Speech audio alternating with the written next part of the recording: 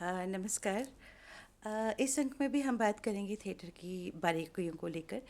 तो जैसा कि मैंने कहा था कि थिएटर एक ऐसी कला है जिसमें सिर्फ़ और सिर्फ़ क्रिएटिविटी है, इमेजिनेशन है, एलिगेंस है, और जिसका मेन एम जो है वो है कि जो ऑडियंस है उनकी सोल तक पहुंचना।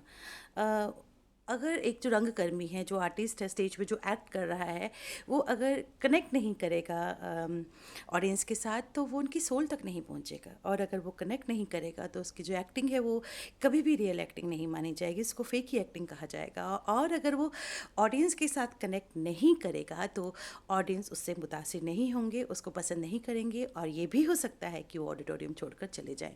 तो इसलिए जो सबसे ज़रूरी चीज़ है वो ये है कि किस तरह से जो एक रंगकर्मी है वो किस तरह से टच करता है ऑडियंस की सोल को। ये बहुत बहुत इम्पॉर्टेंट है। तो मुझे ये लगता है कि ऑडियंस की सोल को टच करने के लिए के लिए बहुत ज़रूरी है कि जो किरदार आप निभा रहे हों, उस किरदार को आपको सच में जीना पड़ेगा। उस किरदार तक पहुंचने के लिए पूरा प्रोसेस है, वो प्रोसेस आपको उस एक प्रोसेस में से गुजर कर आप जब उस किरदार के पास पहुंचते हो तो वो आपकी रियल एक्टिंग कही जाती है। जैसे अगर आपको कोई करेक्टर दिया जाता है तो आप जो सबसे बड़ी बात होती है थिएटर की, वो ये है कि आप एक ही वक्त में, एक ही ज़िंदगी में कई ज़िंदगियाँ जी लेते हो, बहुत सारी ज़िंदगियाँ जी लेते हो। उनके करैक्टर्स को आप अपने अंदर ले लेते हो, उनकी जो छोटी-छोटी चीज़ें हैं उनको आप लेते हो। वो कैसे लेते हो? उसके लिए आपको गहन अध्ययन करना पड़ता है, आपको पढ़ना पड़ता है, आपको किताबें पढ़नी पड़ेंगी, आपको अपने मेंटल हॉराइज़न को ब्रॉड करना पड़ेगा, आपको ऑब्ज़र्व करना पड़ेगा। कहते हैं ना कि जो थिएटर है, it's study of human relationship, it's based on observation of human, it's in fact dramatisation of reality. सच में जो थिएटर है वो है ड्रामेटाइजेशन ऑफ रियलिटी। और इस रियलिटी को आप तभी लोगों तक पहुंचा पाओगे जब इसको रियल वे में आप करोगे। अगर आपने जस्ट डायलॉग्स बोल दिए और आपने इनेक्ट कर दिया तो दैट इज़ नॉट एक्टिंग। वो आपको कहाँ पहुँच, आपके जो ऑडियंस है उनको कहाँ टच करेगी। तो जैसा कि मैंने कहा कि आपको एक प्रोसेस में से होकर गुजरना है उस करेक्टर तक पहुँचने में। और उस करेक्टर तक आप तभी पहुँचोगे जब आप ये चीज़ें करोगे कि आप अपने मेंटल हॉराइजन को ब्रॉड करोगे। आप छोटी छोटी चीज़ें, उस करेक्टर में क्या होना चाहिए वो देखोगे, आप स्टडी करोगे इस करेक्टर में जाने के लिए, छोटी छोटी चीज़ों को नोट करोगे। और किताबें पढ़ना तो बहुत ज़रूरी है, ऑब्जर्वेशन बहुत ज़रूरी है, स्टडी ऑफ ह्यूमन बिहेवियर बहुत ज़रूरी है।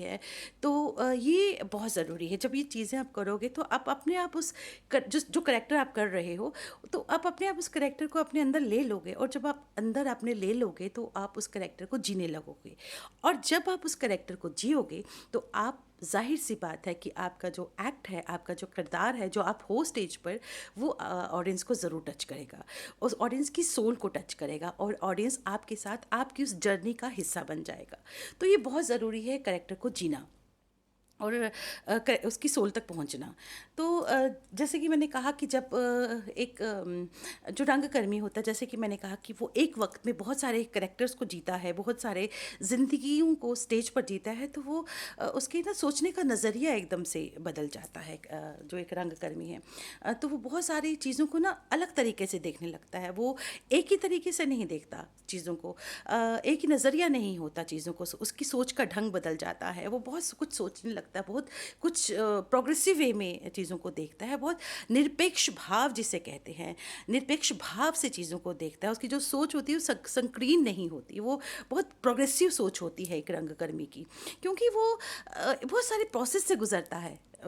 बुक्स पढ़ने से ज़ाहिर सी बात है कि जब आप किताबें पढ़ोगे, वर्ल्ड क्लासिक देखोगे, नाटक देखोगे, तो आप अपने आप उस इरा में पहुंच जाओगे। जब आप चीज़ें देख रहे होते हो, अच्छी जो लोगों को देखोगे कि किस तरह से एक्ट हो रहा है। और जब हम रिहर्सल्स करते हैं तो 1 या 2 महीने का वक्त होता है रिहर्सल्स करने का। तो वो जो प्रोसेस होता है उसमें ये नहीं कि हमने अपना करेक्टर कर लिया, that is not the thing. ये नहीं कि हमने अपना करेक्टर कर लिया तो ठीक है। उस वक्त हमें पूरी की पूरी स्क्रिप्ट याद होनी चाहिए, पूरी की पूरी स्क्रिप्ट में क्या है वो याद होना चाहिए, तभी आप एक अच्छे रंगकर्मी बन सकते हो। तो जब आप रिहर्सल कर रहे होते हो तो आप सबको ऑब्जर्व करते हो।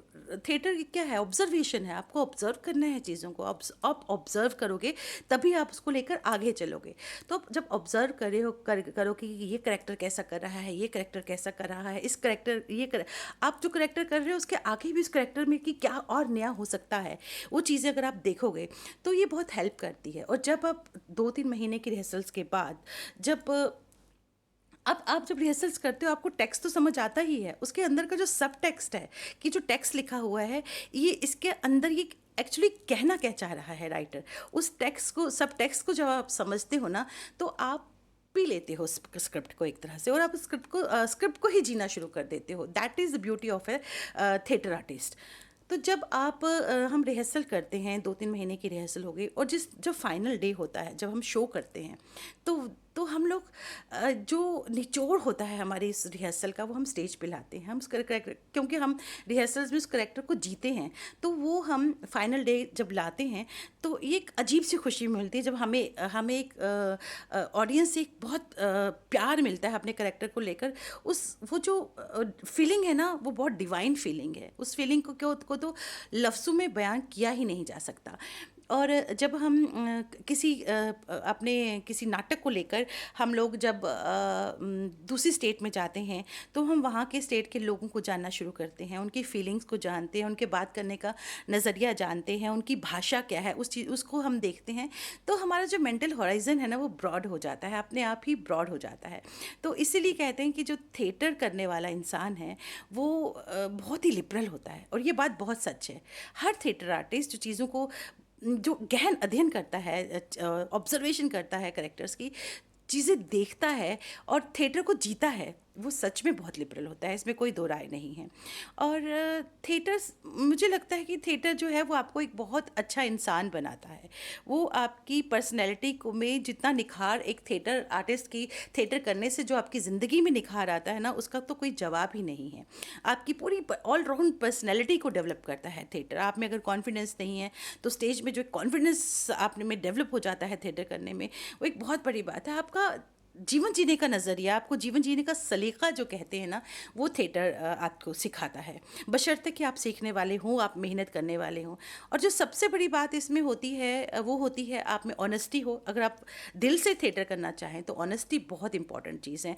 सिंसियरिटी होना चाहिए, डेडिकेशन होना चाहिए, और एक जुनून हो, जब पागलपन कहते हैं ना थिएटर के लिए, वो होना चाहिए।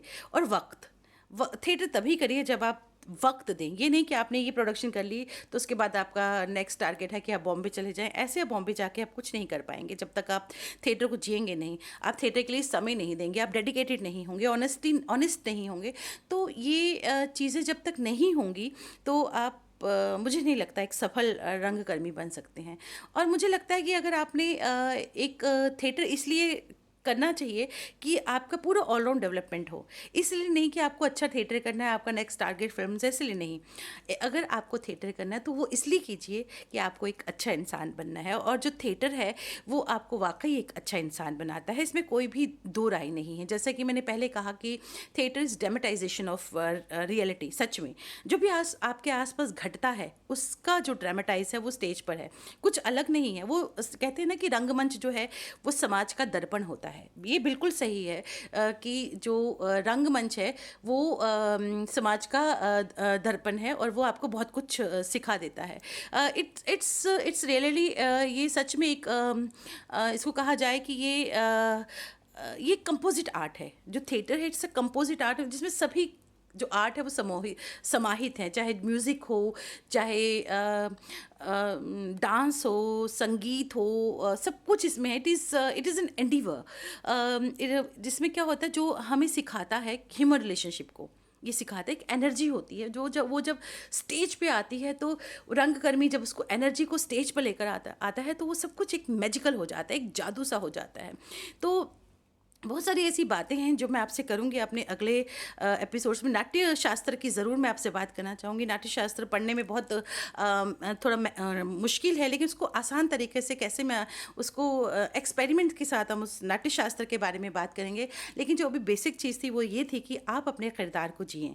आप अपने किरदार को तभी जिएंगे, मैं बार बार रिपीट कर रही हूँ, स्ट्रेस दे रही हूँ इस बात पर कि आप अपने किरदार को तभी जी सकते हैं जब आप में ऑब्जर्वेशन पावर हो, जब आप चीज़ों को ऑब्जर्व करना सीखें। आप किताबें पढ़ें, आप नाटक पढ़ें। अगर आपने एक बार नाटक पढ़ा है, उसको दूसरी बार पढ़िए। दूसरी बार पढ़ेंगे तो उसको उसमें से और भी कुछ ऐसी चीज़ें निकलेंगी जो आपको एकदम हैरान कर लेंगी कि ये चीज़ मेरी आंखों के सामने से कैसे क्यों नहीं गुजरी। तो आप सब टेक्स्ट को समझना शुरू करेंगे। जब आप सब टेक्स्ट को समझेंगे तो आप चीज़ों को समझेंगे, आप करेक्टर को समझेंगे, आप उस करेक्टर के नज़दीक पहुंच जाएंगे और आप एक सफल एक्टर बन जाएंगे। लेकिन सफल होने के साथ साथ ये बहुत ज़रूरी है, आप कितने भी सफल क्यों नहीं हो, अगर आप एक अच्छे इंसान नहीं हैं, आप एक अच्छे एक्टर कभी नहीं हो सकते। इसलिए बहुत ज़रूरी चीज़ है कि एक अच्छे एक्टर होने के साथ साथ आपको एक अच्छा इंसान बनना बहुत ज़रूरी है। तो अगले अंक में हम और भी बातों के पे बात करेंगे। तब तक के लिए नमस्कार। और नाटक अच्छे देखिए। ये जो वक्त है, ये वर्ल्ड क्लासिक्स देखिए जो आपको आपके नेट पे मिलेगी। और वर्ल्ड क्लासिक्स देखने के बाद आपको बहुत सारी चीज़ें समझ आ जाएंगी। नमस्कार।